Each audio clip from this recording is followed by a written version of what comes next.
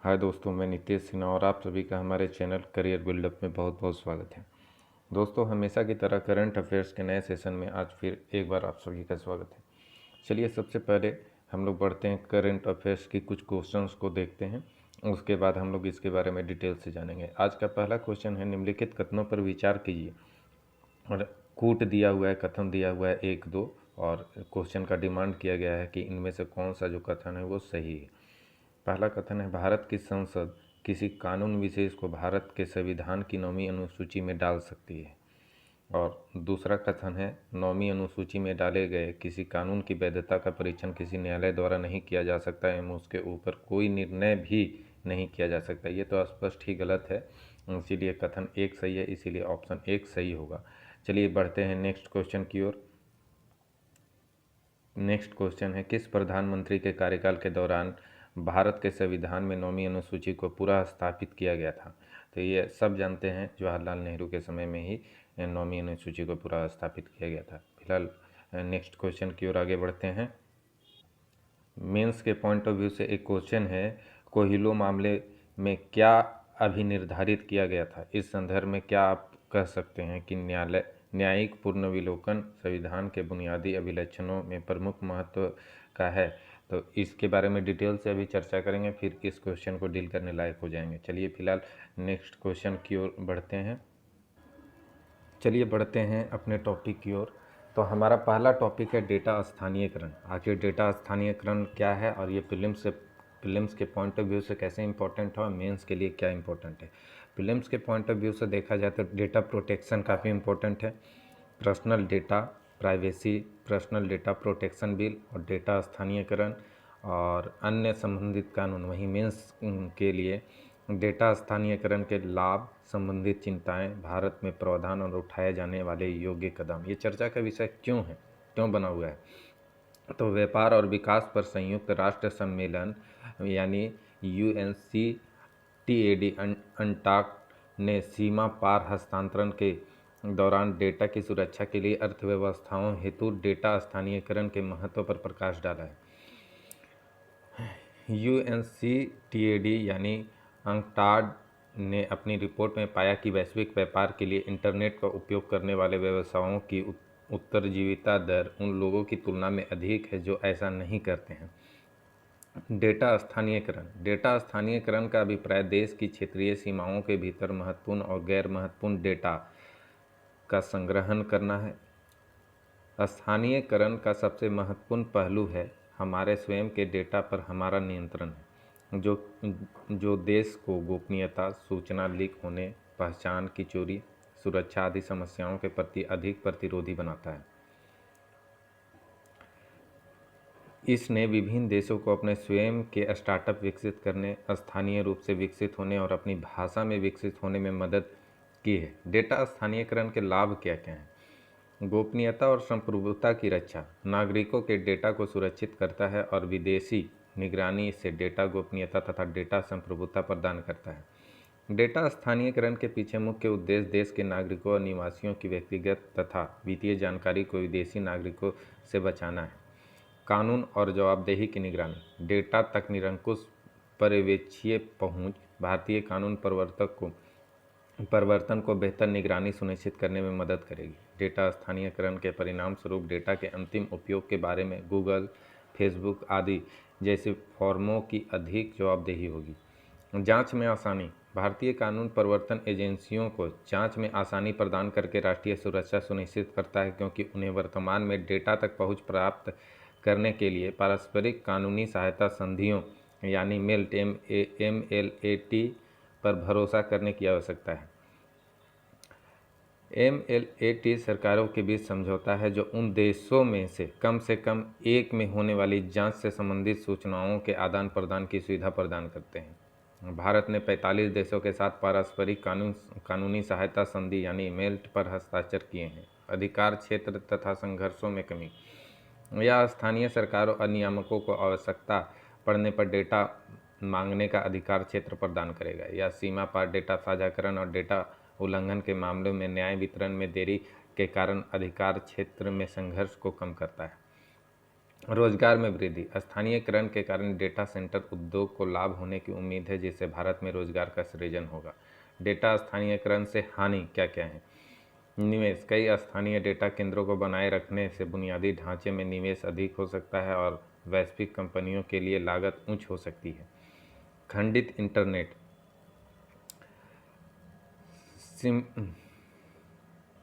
स्पिलंटर net, इसके तहत संरक्षणवादी नीति का डोमिनो प्रभाव अन्य देश को भी इसका अनुसरण करने के लिए प्रेरित कर सकता है। सुरक्षा की कमी। भले ही डेटा देश में संग्रहित हो, फिर भी एन्क्रिप्शन की राष्ट्रीय एजेंसियों की पहुंच से बाहर हो सकती है। आर्थिक विकास पर प्रभाव। जबरन डेटा स्थानीयकरण व्यवसायों और उपभोक्ताओं दोनों के लिए अक्षमता उत्पन्न कर सकता है। इससे लागत में भी वृद्धि हो सकती है और डेटा निर्भरता वाली सेवाओं की उपलब्धता में कमी आ सकती है। डेटा स्थानीयकरण मानदंड। भारत में श्री कृष्ण समिति की रिपोर्ट। व्यक्तिगत डेटा की कम से कम एक प्रति को भारत में स्थित सर्वर पर संग्रहित करने की आवश्यकता होगी। देश के बाहर हस्तांतरण को सुरक्षा उपायों के अधीन करने की आवश्यकता होगी। महत्वपूर्ण डेटा व्यक्तिगत डेटा केवल भारत में संग्रहित और संसाधित किया जाएगा। व्यक्तिगत डेटा संरक्षण विधेयक 2019। व्यक्तिगत डेटा संरक्षण विधेयक 2019 को इलेक्ट्रॉनिक्स और सूचना प्रौद्योगिकी मंत्री द्वारा 11 दिसंबर 2019 को लोकसभा में पेश किया गया था। आमतौर पर इसे गोपनीयता विधेयक के रूप में जाना जाता है। इसका उद्देश्य व्यक्तिगत डेटा जो कि व्यक्ति की पहचान कर सकता है के संग्रह, संचालन और प्रक्रिया को विनियमित करके व्यक्तिगत अधिकारों की रक्षा करना है। वर्ष 2022 में भारत सरकार ने संसद से व्यक्तिगत डेटा संरक्षण विधेयक वापस ले लिया, क्योंकि सरकार एक नए विधेयक के माध्यम से देश में नवाचार को बढ़ावा देने के लिए ऑनलाइन स्पेस को विनियमित करने हेतु व्यापक कानूनी ढांचे पर विचार कर रही है। मसौदा राष्ट्रीय ई-कॉमर्स नीति ढांचा। इसके तहत डेटा स्थानीयकरण के साथ साथ स्थानीयकरण नियमों के अनिवार्य होने से पूर्व उद्योग जगत को समायोजित करने के लिए 2 साल की सनसेट अवधि का भी सुझाव दिया है। डेटा स्थानीयकरण को प्रोत्साहित करने और डेटा केंद्रों को बुनियादी ढांचों का दर्जा देने के लिए प्रोत्साहन का प्रस्ताव भी है। ओसाका ट्रैक का बहिष्कार। ओसाका ट्रैक है क्या? G20 शिखर सम्मेलन वर्ष 2019 में भारत ने डिजिटल अर्थव्यवस्था पर ओसाका ट्रैक का बहिष्कार किया। ओसाका ट्रैक ने उन कानूनों के निर्माण का प्रयास किया जो देश के बीच डेटा प्रवाह और डेटा स्थानीयकरण को हटाने की अनुमति देंगे। चीनी मोबाइल ऐप्स पर प्रतिबंध। 2020 में भारत सरकार ने 59 व्यापक रूप से उपयोग किए जाने वाले ऐप जैसे टिकटॉक, शेयरिट, कैम स्कैनर आदि पर प्रतिबंध लगाने की घोषणा की, जिनमें से अधिकांश चीन की कंपनियों से जुड़े थे। इलेक्ट्रॉनिक्स और सूचना प्रौद्योगिकी मंत्रालय ने इन ऐप्स से जुड़े डेटा सुरक्षा और राष्ट्रीय संप्रभुता दोनों के बारे में चिंताओं का हवाला देने के लिए सूचना प्रौद्योगिकी यानी आईटी अधिनियम 2000 को लागू किया। वैश्विक स्तर पर क्या हुआ? कनाडा और ऑस्ट्रेलिया अपने स्वास्थ्य डेटा को बहुत सावधानी से संरक्षित करते हैं। चीन ने अपनी सीमाओं के भीतर सभी सर्वर में सख्त डेटा स्थानीयकरण को अनिवार्य किया है। यूरोपीय संघ ने जनरल डेटा प्रोटेक्शन रेगुलेशन यानी GDPR लागू किया था, जो निजता के अधिकार को मौलिक अधिकारों में से एक के रूप में शामिल है। संयुक्त राज्य अमेरिका में संघीय स्तर पर कोई एकल डेटा संरक्षण कानून नहीं है। हालांकि इनमें स्वास्थ्य देखभाल के लिए भुगतान के लिए HIPAA यानी स्वास्थ्य बीमा पोर्टेबिलिटी और जवाबदेही अधिनियम 1996 जैसे व्यक्तिगत कानून हैं। कई द्विपक्षीय और बहुपक्षीय समझौते भी मौजूद हैं। इनमें समान डेटा संरक्षण मानदंडों और सीमा पार डेटा हस्तांतरण और डेटा स्थानीयकरण के प्रति प्रतिबद्धताओं के लिए प्रतिबद्ध देश शामिल हैं। उदाहरण के लिए डेटा के वैध विदेशी उपयोग यानी क्लाउड अधिनियम 2018, ट्रांस पैसिफिक पार्टनरशिप के लिए व्यापक और प्रगतिशील समझौता 2018, डिजिटल अर्थव्यवस्था समझौता 2020 यानी DEA आदि हैं। आगे की राह क्या है? डेटा स्थानीयकरण के लिए नीति निर्माण के लिए एक एकीकृत दीर्घकालिक रणनीति की आवश्यकता है। भारत की सूचना प्रौद्योगिकी सक्षम सेवाओं यानी ITES और बिजनेस प्रोसेस आउटसोर्सिंग यानी BPO उद्योग के हितों पर पर्याप्त ध्यान देने की आवश्यकता है, जो सीमा पर डेटा प्रवाह पर फल फूल रहे हैं। उल्लंघन या खतरे के मामले में भारतीय कानून एजेंसियों द्वारा डेटा तक पहुंच निजी विचार और पसंद पर तथा ना ही किसी अन्य देश की लंबी कानून प्रक्रिया पर जो भारत में उत्पन्न डेटा को होस्ट करता है, निर्भर नहीं हो सकता। सूत्रों के अनुसार कानून परिवर्तन की कमी भारत और ब्रिटेन के बीच हालिया मुक्त व्यापार समझौता यानी FTA फ्री ट्रेड एग्रीमेंट में समस्या पैदा कर रही है। बैंकों, दूरसंचार कंपनियों, वित्तीय सेवा प्रदाताओं, प्रौद्योगिकी प्लेटफॉर्मों, सोशल मीडिया प्लेटफॉर्मों, ई-कॉमर्स कंपनियों और सरकार सहित सभी भागीदार को यह सुनिश्चित करने में जिम्मेदार भूमिका निभाने की आवश्यकता है कि निर्दोष नागरिकों को नुकसान उठाने से आघात से ना गुजरना पड़े। अगला हमारा टॉपिक है 9वीं अनुसूची। 9वीं अनुसूची क्या है और ये हमारे संविधान के किस भाग में कब और कैसे जुड़ा है, तो इसे जानते हैं। और ये प्रीलिम्स के पॉइंट ऑफ व्यू से कैसे इम्पोर्टेंट है, मेंस के पॉइंट ऑफ व्यू से कैसे इम्पोर्टेंट है। अगर प्रीलिम्स की बात की जाए तो आरक्षण, सर्वोच्च न्यायालय, संविधान, प्रथम संशोधन अधिनियम 1951 में काफ़ी इम्पोर्टेंट है। वहीं मेंस के लिए संविधान की 9वीं अनुसूची काफ़ी इम्पोर्टेंट है। चर्चा में क्यों है ये? झारखंड विधानसभा ने पदों और सेवाओं में रिक्तियों का आरक्षण तथा स्थानीय व्यक्ति विधेयक नामक 2 विधेयक को मंजूरी दे दी है। हालांकि इन विधेयक का क्रियान्वयन केंद्र सरकार इन्हें संविधान की 9वीं अनुसूची में शामिल करने के लिए संशोधन के बाद किया जा सकेगा।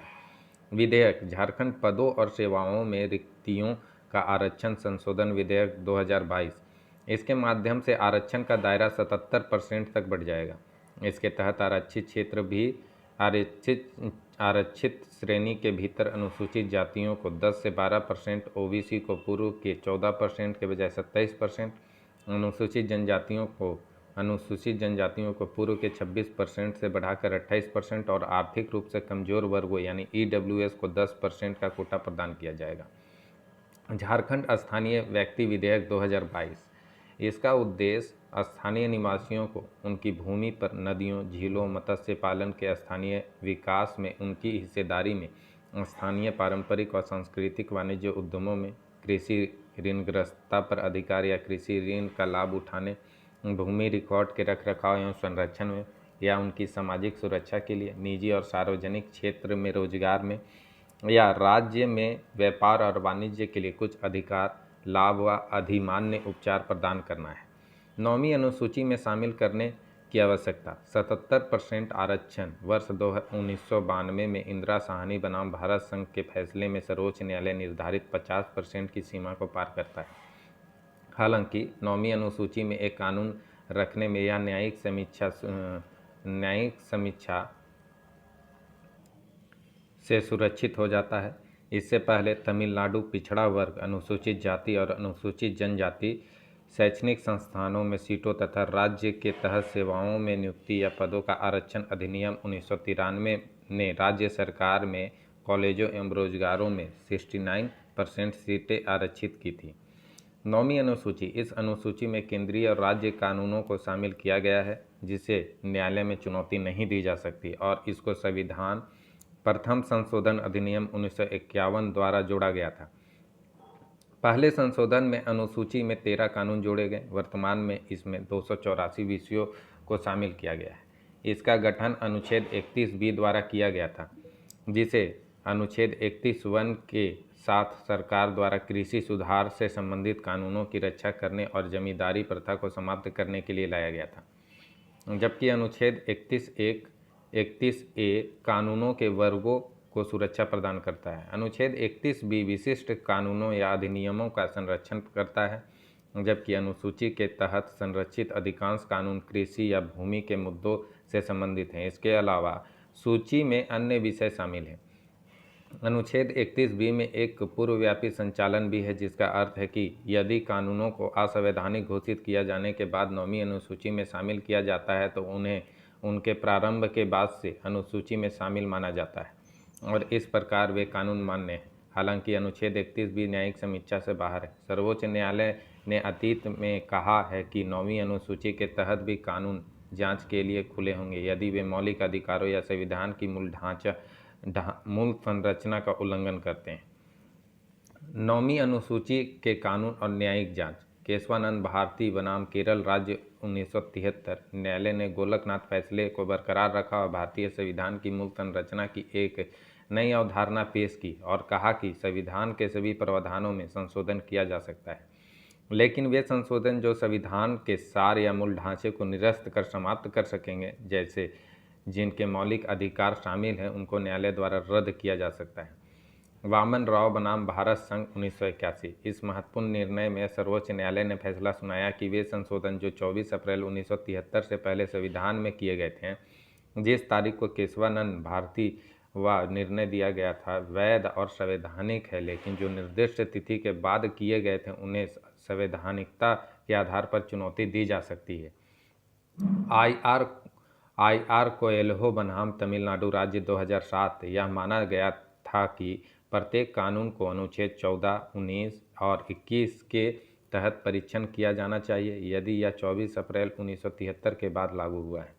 इसके अलावा न्यायालय ने अपने पिछले फैसलों को बरकरार रखा और घोषित किया कि किसी भी अधिनियम को चुनौती दी जा सकती है और न्यायपालिका द्वारा जांच के लिए खुला है यदि यह संविधान की मूल संरचना के अनुरूप नहीं है। साथ ही यह भी कहा गया कि यदि 9वीं अनुसूची के तहत किसी कानून की संवैधानिक वैधता को पहले बरकरार रखा गया है तो भविष्य में इसे फिर से चुनौती नहीं दी जा सकती। आगे की राह क्या है? यद्यपि आरक्षण आवश्यक है, लेकिन कार्यपालिका या विधायिका द्वारा किसी भी आकस्मिक या तर्कहीन नीतिगत पहल को बढ़ावा देने से रोकने के लिए न्यायिक समीक्षा का भी प्रावधान होना चाहिए। इस विषय पर विभिन्न हितधारकों को शामिल करके आरक्षण नीति में किसी भी खामी या कमियों को दूर किया जाना चाहिए। अभी आवश्यकता है कि आरक्षण नीति को खत्म करने या सीमित करने संबंधी किसी निष्कर्ष पर पहुंचने के बजाय इस विवाद नीति पर एक तर्कसंगत रूप रेखा विकसित की जानी चाहिए। आइए क्वेश्चन को देखते हैं। जैसा कि ये क्वेश्चन मैंने आपसे पहले पूछा था कि निम्नलिखित कथनों पर विचार कीजिए कि भारत की कथन 1 है, भारत की संसद किसी कानून को विशेष भारत के संविधान की 9वीं अनुसूची में डाल सकती है। तो ये एकदम बिल्कुल सही है। और 9वीं अनुसूची में डाले गए किसी कानून की वैधता का परीक्षण किसी न्यायालय द्वारा नहीं किया जा सकता है, उसके ऊपर कोई निर्णय भी नहीं लिया जा सकता। ये सरासर गलत है। निर्णय लिया जा सकता है, समीक्षा किया जा सकता है। इसलिए जो हमारा कथन 1 है वो सही है। और अगर ऑप्शन की बात करें जाए तो केवल 1 ही ऑप्शन सही है। अगला क्वेश्चन है, किस प्रधानमंत्री के कार्यकाल के दौरान भारत के संविधान में 9वीं अनुसूची को पूरा स्थापित किया गया था? तो ये जवाहरलाल नेहरू हैं। उन्हीं के समय में 9वीं अनुसूची में इसे जोड़ा गया था, शामिल किया गया था उनके कार्यकाल के दौरान। और अगला मेंस के लिए क्वेश्चन है, कोहिलो मामले में क्या अभी निर्धारित किया गया था? इस संदर्भ में क्या आप कह सकते हैं? न्यायिक पुनर्लोकन संविधान के बुनियादी अभिलक्षणों में प्रमुख महत्व का है। तो इसे आप बनाने का कोशिश करें और कमेंट करके हमें बताएं। अब अगला टॉपिक है हमारा भारत नॉर्वे संबंध। भारत नॉर्वे संबंध क्या है? ये आईआर का टॉपिक है और हमारे प्रीलिम्स के पॉइंट ऑफ व्यू से क्यों इम्पोर्टेंट है। नॉर्वे की भौगोलिक स्थिति और भारत नॉर्वे संबंध के बारे में हम लोग जानना है। और मेंस के लिए भारत नॉर्वे संबंध का इतिहास देखेंगे और भारत नॉर्वे संबंध के सामयिक विकास देखेंगे। ये चर्चा का विषय क्यों है कि भारत में नॉर्वे के राजदूत ने बताया कि भारत और नॉर्वे के बीच द्विपक्षीय व्यापार विगत 2 वर्षों में दोगुना होकर $2 बिलियन हो गया है। ये काफ़ी अच्छी बात है। भारत नॉर्वे संबंधों में सहयोग के आगामी क्षेत्र। नॉर्वे दुनिया भर में 5 वर्षों में अपने जलवायु निवेश कोष से $1 बिलियन का निवेश करेगा। भारत में कितना धन निवेश किया जाएगा, इसका निर्धारण परियोजनाओं के आधार पर किया जाएगा। नॉर्वे पवन ऊर्जा से संबंधित परियोजनाओं के लिए राष्ट्रीय पवन ऊर्जा संस्थान के साथ काम कर रहा है। हालांकि भारत में समस्या यह है कि इस परियोजना को व्यवहार बनाने के लिए सबसे उपयुक्त राज्य तमिलनाडु और गुजरात हैं। नॉर्वे भारत के साथ मिलकर काम कर रहा है ताकि पर्याप्त देश हांगकांग कन्वेंशन की पुष्टि कर सकें। यह एक बाध्यकारी अंतर्राष्ट्रीय कानून साधन होगा। नॉर्वे भारत संबंध का इतिहास देख लेते हैं। इतिहास क्या है? वर्ष 1947 में इन देशों में संबंध की स्थापना के बाद भारत और नॉर्वे के बीच आपसी संबंध सौहार्दपूर्ण और मैत्रीपूर्ण रहे हैं। भारत में नॉर्वे का पहला वाणिज्य दूतावास कंसुलेट यानी कोलकाता मुंबई में क्रमशः वर्ष 1845 और 1857 में स्थापित हुआ। मत्स्य पालन पर जोर देने के साथ विकास सहायता प्रदान करने के उद्देश्य से वर्ष 1952 में इंडिया फंड की स्थापना की गई थी। उसी वर्ष नॉर्वे ने नई दिल्ली में अपना दूतावास स्थापित किया। नॉर्वे ने मिसाइल प्रौद्योगिकी नियंत्रण व्यवस्था MTCR वासेनर अरेंजमेंट यानी WA और ऑस्ट्रेलिया समूह AG के निर्यात नियंत्रण व्यवस्थाओं के लिए भारत की सदस्यता का समर्थन किया है। भारत ने वर्ष 1986 में नॉर्वे के साथ दोहरा कराधान अपवंचन समझौता यानी DTAA पर हस्ताक्षर किया, जिसे फरवरी 2011 में संशोधित किया गया है। घटनाक्रम देख लेते हैं नॉर्वे के साथ। नॉर्वे का महावाणिज्यिक दूतावास मुंबई में वर्ष 2015 में दोबारा महावाणिज्यिक दूतावास खोल दिया गया। यह 1970 में बंद था। यह नॉर्वे सरकार के आधिकारिक व्यापारिक प्रतिनिधि इनोवेशन नॉर्वे से जुड़ा था, जिसका कार्यकाल अब मुंबई और नई दिल्ली दोनों जगह है। भारत रणनीति दिसंबर 2018 में नॉर्वे सरकार ने एक नई भारत रणनीति शुरू की है। यह रणनीति वर्ष 2030 तक नॉर्वे की स्पष्ट प्राथमिकताएं निर्धारित कर सकती है और द्विपक्षीय सहयोग को विकसित करने के लिए नए सिरे से प्रोत्साहन देती है। भारत रणनीतिक 5 विषयगत प्राथमिकताओं को रेखांकित करता है: लोकतंत्र और विधि आधारित विश्व व्यवस्था, महासागर, ऊर्जा, जलवायु और पर्यावरण, अनुसंधान, उच्च शिक्षा और वैश्विक स्वास्थ्य। इन उद्देश्यों की पूर्ति के लिए नॉर्वे अधिकारियों, व्यापारिक सहयोग और अनुसंधान सहयोग के बीच राजनीतिक संपर्क तथा सहयोग पर केंद्रित है। इन उद्देश्यों को प्राप्त करने के लिए नॉर्वे राजनीतिक संपर्क और अधिकारियों के बीच सहयोग, व्यापारिक सहयोग तथा अनुसंधान सहयोग पर ध्यान केंद्रित करता है। ब्लू इकोनॉमी पर टास्क फोर्स वर्ष 2020 में सतत विकास के लिए ब्लू इकोनॉमी पर भारत नॉर्वे टास्क फोर्स को दोनों देशों द्वारा संयुक्त रूप से शामिल किया गया था। इन टास्क फोर्स को वर्ष 2019 की शुरुआत में नॉर्वे के प्रधानमंत्री की भारत यात्रा के दौरान लॉन्च किया गया था। टास्क फोर्स का उद्देश्य देशों के बीच संयुक्त पहल को विकसित करना और उनका पालन करना है। यह नॉर्वे और भारत दोनों से उच्चतम स्तर पर प्रासंगिक हितधारकों को जुटाने और मंत्रालय तथा एजेंसियों के बीच निरंतर प्रतिबद्धता एवं प्रगति सुनिश्चित करने का भी इरादा रखता है। नॉर्वे के प्रधानमंत्री की भारत यात्रा 2019 में नॉर्वे के प्रधानमंत्री ने भारत का दौरा किया और कई समझौता ज्ञापनों पर हस्ताक्षर किए। प्रधानमंत्री ने रायसीना डायलॉग में उद्घाटन भाषण दिया और भारत नॉर्वे व्यापार शिखर सम्मेलन का उद्घाटन किया। आर्थिक संबंध वर्ष 2019 तक 100 से अधिक नॉर्वे की कंपनियों ने भारत में स्वयं को स्थापित किया। अन्य 50 का प्रतिनिधित्व एजेंटों द्वारा किया जाता है। नॉर्वेजियन पेंशन फंड ग्लोबल संभवतः भारत के सबसे बड़े एकल विदेशी निवेशकों में से एक है। वर्ष 2019 में उसका निवेश 9.5 बिलियन अमेरिकी डॉलर था। नॉर्वे से भारत में निर्यात, जिसमें अलौह धातु, गैस, प्राकृतिक निर्मित, प्राकृतिक रूप से प्लास्टिक, कच्चे खनिज, रासायनिक सामग्री आदि उत्पाद शामिल हैं। भारत से नॉर्वे को निर्यात की मुख्य वस्तुओं के परिधान और सहायक उपकरण, कपड़ा, धागे, धातु, चावल और विविध विनिर्मित वस्तुएं शामिल हैं। विभिन्न क्षेत्रों में सहयोग नॉर्वे के पास दुनिया का 5वां सबसे बड़ा वाणिज्यिक जहाज बेड़ा है और पर्यावरण के साथ साथ प्रतिस्पर्धी कारणों से आधुनिक बेड़े को बनाए रखने के लिए जहाज का पुनर्चक्रण महत्वपूर्ण था। नॉर्वे जहाज पुनर्चक्रण और जहाज निर्माण गतिविधियों में भारत के साथ घनिष्ठ रूप से सहयोग कर रहा है। भारत प्रौद्योगिकी संस्थान मद्रास और चेन्नई में पवन ऊर्जा संस्थान तथा नॉर्वे के संस्थानों के बीच अकादमिक सहयोग मौजूद है। नॉर्वे की कंपनी पिकल ताजमहल जैसे भारतीय स्मारकों के लिए डिजिटल संग्रह बनाने में शामिल थी। कंपनी ऐतिहासिक स्मारकों गुजरात में धौलावीरा और मध्य प्रदेश में भीमबेटका के डिजिटलीकरण में शामिल थी। अगला टॉपिक हमारा देखते हैं एकलव्य मॉडल। ये है क्या एकलव्य मॉडल? आवासीय विद्यालय। एकलव्य मॉडल का आवासीय विद्यालय, इसके बारे में ज़रा देखते हैं, विशेष चर्चा करते हैं इस पर। एकलव्य मॉडल आवासीय विद्यालय, ये प्रीलिम्स के पॉइंट ऑफ व्यू से भी काफ़ी इंपॉर्टेंट है और मेंस के भी पॉइंट ऑफ व्यू से है। क्या प्रीलिम्स के पॉइंट ऑफ व्यू से इंपॉर्टेंट? पहले हमको जानना है एकलव्य मॉडल आवासीय विद्यालय के बारे में और इसी से संबंधित अनुसूचित जनजाति के बारे में। वहीं मेंस के लिए भारतीय समाज के वंचित वर्गों के छात्र के कल्याण को बढ़ावा देने के लिए पहल है और चुनौतियाँ और समाधान क्या हैं इसके। चर्चा में क्यों है एकलव्य मॉडल आवासीय विद्यालय? सरकार अनुसूचित जनजाति यानी एसटी के छात्रों के लिए 740 एकलव्य मॉडल आवासीय विद्यालय यानी ईएमआरएस स्थापित करने पर जोर दे रही है। एकलव्य मॉडल आवासीय विद्यालय यानी ईएमआरएस पूरे भारत में एसटी यानी अनुसूचित जनजाति के लिए मॉडल आवासीय स्कूल बनाने की एक योजना है। इसकी शुरुआत वर्ष 1997 से 98 में हुई थी।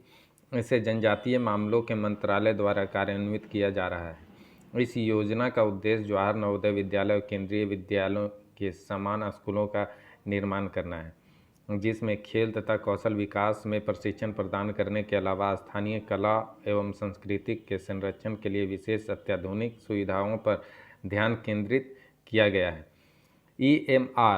ईएमआर स्कूल सीबीएसई पाठ्यक्रम का पालन करता है।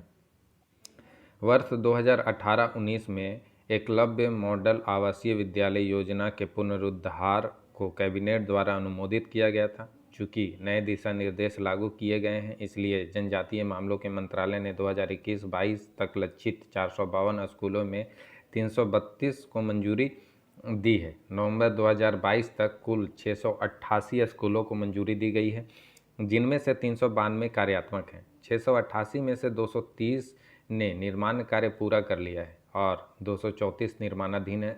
32 स्कूल अभी भी भूमि अधिग्रहण के मुद्दों के कारण अटके हुए हैं। पुराने दिशा निर्देश। हालांकि केंद्र सरकार ने एक निश्चित संख्या में प्रारंभिक ईएमआरएस एकलव्य मॉडल आवासीय विद्यालयों को मंजूरी दी थी। राज्य और केंद्र शासित प्रदेश जरूरत पड़ने पर नए स्कूलों की मंजूरी के लिए जिम्मेदार थे।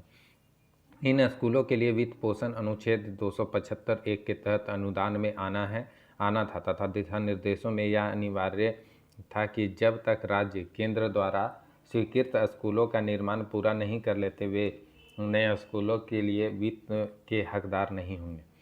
प्रत्येक ईएमआरएस के लिए 20 एकड़ भूखंडों की बुनियादी आवश्यकताओं के अलावा दिशा निर्देश में कोई मानदंड नहीं था कि ईएमआरएस कहाँ स्थापित किया जा सकता है। इसे राज्य सरकारों के विवेक पर छोड़ दिया गया। नए दिशा निर्देश। वर्ष 2018-19 में नए दिशा निर्देश ने केंद्र सरकार को स्कूलों को मंजूरी देने और उसका प्रबंधन करने की अधिक शक्ति दी। जनजातीय छात्रों के लिए राष्ट्रीय शिक्षा सोसाइटी की स्थापना की गई और उसे state education society for tribals student का प्रबंधन सौंपा गया, जो व्यवहारिक स्तर पर एकलव्य मॉडल आवासीय विद्यालय को प्रबंधित करेगा। इन नए दिशा निर्देशों ने प्रत्येक आदिवासी उपजिलों में एक ईएमआरएस स्थापित करने का लक्ष्य निर्धारित किया है और उन्हें स्थापित करने के लिए एक जनसंख्या मानदंड पेश किया है। प्रति उप जिले में एक ईएमआरएस स्थापित किया जाएगा, जिसमें कम से कम 20,000 अनुसूचित जनजाति यानी एसटी की आबादी है और या उस क्षेत्र की कुल आबादी का 50% होना चाहिए। ईएमआरएस स्थापित करने के लिए न्यूनतम आवश्यक भूमि माप 20 एकड़ से घटाकर 15 एकड़ कर दी गई थी। चुनौतियां क्या क्या हैं? 15 एकड़ क्षेत्र की आवश्यकता। अस्थायी समिति की रिपोर्ट के अनुसार 15 एकड़ क्षेत्र की आवश्यकता भूमि की पहचान करने और अधिग्रहण, विशेषकर पहाड़ी इलाकों, वामपंथी उग्रवाद प्रभावित क्षेत्रों और पूर्वोत्तर में को मुश्किल बना रहा है। जनसंख्या मानदंड। अस्थायी समिति ने पाया कि जनसंख्या मानदंड के कारण जनजातीय आबादी के कम घनत्व वाले क्षेत्र ईएमआरएस का लाभ नहीं ले पा रहे हैं।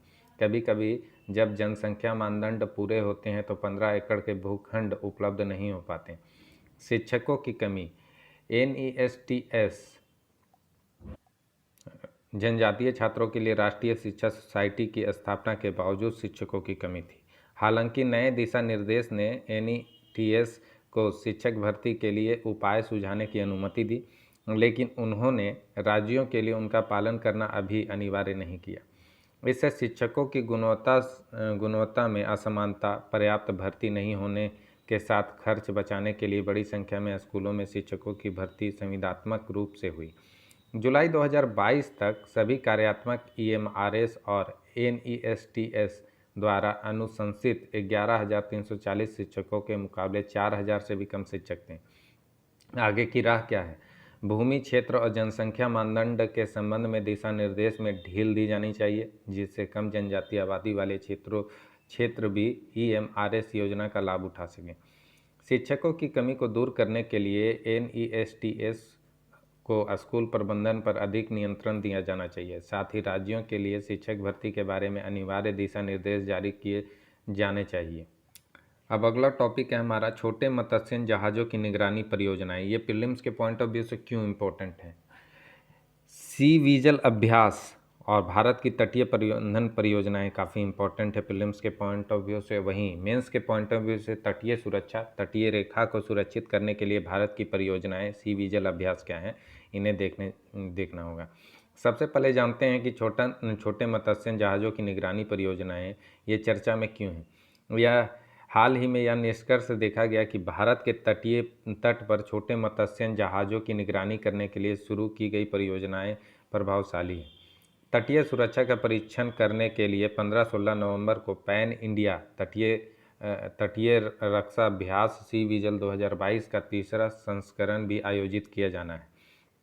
छोटे मत्स्य जहाज़ों की निगरानी परियोजनाएं स्वचालित पहचान प्रणाली।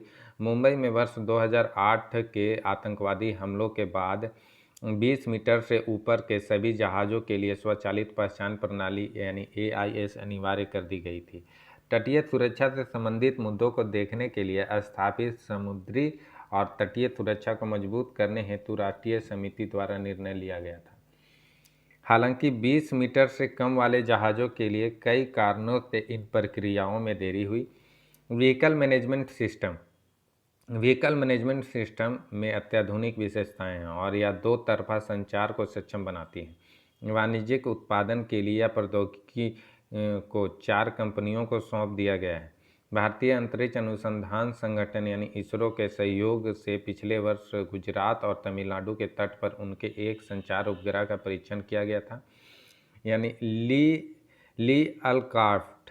ऑनलाइन री अलक्राफ्ट मत्स्य पालन शिल्प का पंजीकरण और लाइसेंस के निर्माण से भारत में बड़ी संख्या में मछली पकड़ने वाले जहाज़ों के सत्यापन कार्य और निगरानी करने में काफ़ी आसानी हुई है। बायोमेट्रिक पहचान पत्र। समुद्र में मछली पकड़ने वाले जहाज चालक दल की पहचान का बायोमेट्रिक सत्यापन करने के लिए अधिकांश मछुआरों को बायोमेट्रिक पहचान पत्र और समुद्री सुरक्षा एजेंसियों को समग्र कार्ड रीडर जारी किए गए हैं। Indo Pacific maritime domain awareness यानी IPMDA गहन समुद्रों में मैरीटाइम डोमेन अवेयरनेस यानी MDA के समग्र प्रयासों के हिस्सों के रूप में क्लाउड समूह ने टोक्यो शिखर सम्मेलन 2022 में डार्क शिपिंग को ट्रैक करने और हिंद प्रशांत में 3 महत्वपूर्ण क्षेत्रों प्रशांत द्वीप समूह, दक्षिण पूर्व एशिया और हिंद महासागर क्षेत्र यानी IOR में विभिन्न गतिविधियों की व्यापक और अधिक सटीक समुद्री निगरानी हेतु Indo Pacific maritime domain awareness यानी IPMDA नामक महत्वाकांक्षी पहल की घोषणा की है। अभ्यास सी विजिल। आखिर क्या है सी विजिल? परिचय। इसका पहला संस्करण जनवरी 2019 में आयोजित किया गया था। इसे भारत का सबसे बड़ा तटीय रक्षा अभ्यास माना जाता है। भारतीय नौसेना द्वारा हर वर्ष 2 वर्ष में किया जाने वाला यह अभ्यास theatre level readiness operational exercise यानी ट्रोपेक्स TROPEX की ओर एक कदम है। वर्ष 2022 का संस्करण अभ्यास सी विजिल 2022 भारत की मजबूती और कमजोरियों का वास्तविक मूल्यांकन प्रदान करने के साथ समुद्री और राष्ट्रीय सुरक्षा को और मजबूत करने में मदद करेगा। यह अभ्यास पूरे भारत में तटीय सुरक्षा की सक्रियता पर प्रकाश डालेगा। इसे भारतीय नौसेना द्वारा तटरक्षक बल और समुद्री गतिविधियों में संलग्न अन्य मंत्रालयों के समन्वय में आयोजित किया जा रहा है। यह अभ्यास पूरे 7,516 किलोमीटर के समुद्र तट और भारत के अन्य आर्थिक क्षेत्र के साथ किया जाएगा और इनमें मछली पकड़ने और तटीय समुदायों सहित अन्य समुद्री हितधारकों के साथ सभी तटीय राज्यों तथा केंद्र शासित प्रदेशों को शामिल किया जाएगा। महत्व क्यों है? सी विजिल और ट्रोपेक्स एक साथ समुद्री सुरक्षा चुनौतियों से परे स्पेक्ट्रम को कवर करेंगे, जिसमें शांति के संघर्ष तक संक्रमण शामिल है।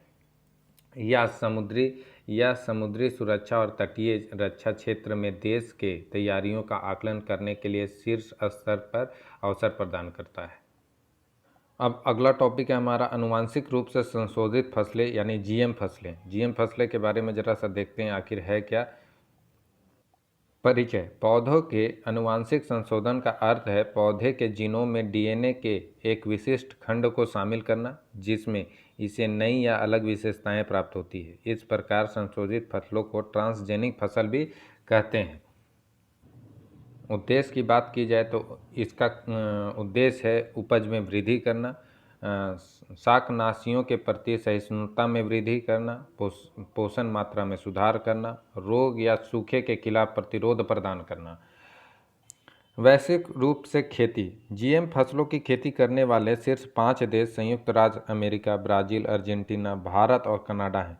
प्रमुख जीएम फसल हैं सोयाबीन, मक्का, कपास तथा कैनोला। अगर भारत में जीएम फसलें की बात की जाए तो सबसे पहले देखते हैं बीटी कपास। एकमात्र जीएम फसल जिसे मंजूरी मिली है। भारत के कुल कपास क्षेत्र का 90% गुलाबी बॉलफॉर्म के खिलाफ प्रतिरोध। एचटी बीटी कपास, ग्लाइफोसेट शाकनाशी के खिलाफ प्रतिरोध।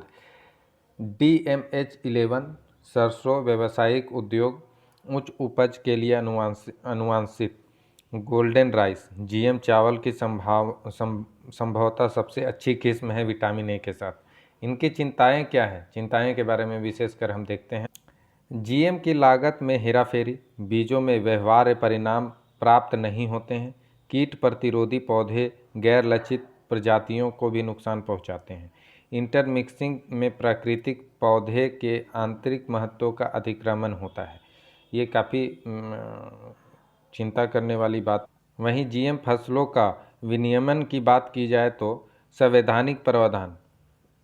पर्यावरण संरक्षण अधिनियम 1986 के अंतर्गत खतरनाक सूक्ष्म जीव यानी HM, आनुवांशिक रूप से अभियांत्रिकी जीव अथवा कोशिकाओं का उत्पादन, उपयोग, आयात, निर्यात और भंडारण नियमावली 1989 संवैधानिक निकाय है। इसमें पर्यावरण, वन और जलवायु परिवर्तन मंत्रालय के अधीन जेनेटिक इंजीनियरिंग मूल्यांकन समिति यानी GEAC जीएम फसलों के वाणिज्य निर्गमन को प्रशासित करती हैं। पुनः संयोजक डीएनए सलाहकार समिति RDAC, संस्थागत जैव सुरक्षा समिति IBSC, अनुवांशिक हेर फेर या समीक्षा समिति RCGM और वहीं राज्य जैव प्रौद्योगिकी समन्वय समिति SBCC नियामक भूमिका निभाते हैं। वहीं जैव सुरक्षा पर कार्टाजेना प्रोटोकॉल 2000 या आधुनिक जैव प्रौद्योगिकी से उत्पादित जीव संशोधित जीवों यानी लिविंग मॉडिफाइड ऑर्गेनिज्म द्वारा उत्पन्न संभावित जीनोमों जोखिमों से जैविक विविधता की रक्षा करने का उद्देश्य रखता है। भारत इस प्रोटोकॉल का एक हस्ताक्षर करता है।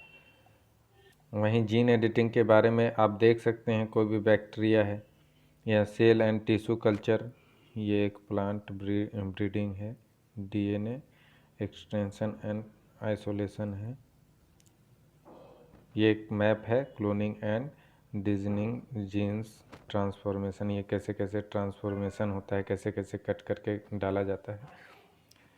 तो चलिए आज के लिए इतना ही, और आशा करते हैं आज का वीडियो आप सभी को पसंद आया होगा। जाते जाते दोस्तों इस चैनल को लाइक, सब्सक्राइब और कमेंट करना ना भूलें। और हाँ, अगर आप इस चैनल पर नए हैं तो इस चैनल के साथ बने रहिए। यूपीएससी से जुड़े सारी जानकारी आपको धीरे धीरे इस चैनल पर मुहैया करवाई जाएगी और अन्य सिविल सर्विसेज एग्ज़ाम में भी काफ़ी आपको लाभदायक सिद्ध हो सकती है। तो हमारे साथ बने रहने के लिए बहुत बहुत धन्यवाद। चलिए मिलते हैं करंट अफेयर्स के अगले सेशन में, तब तक के लिए टाटा, बाय बाय, नमस्कार।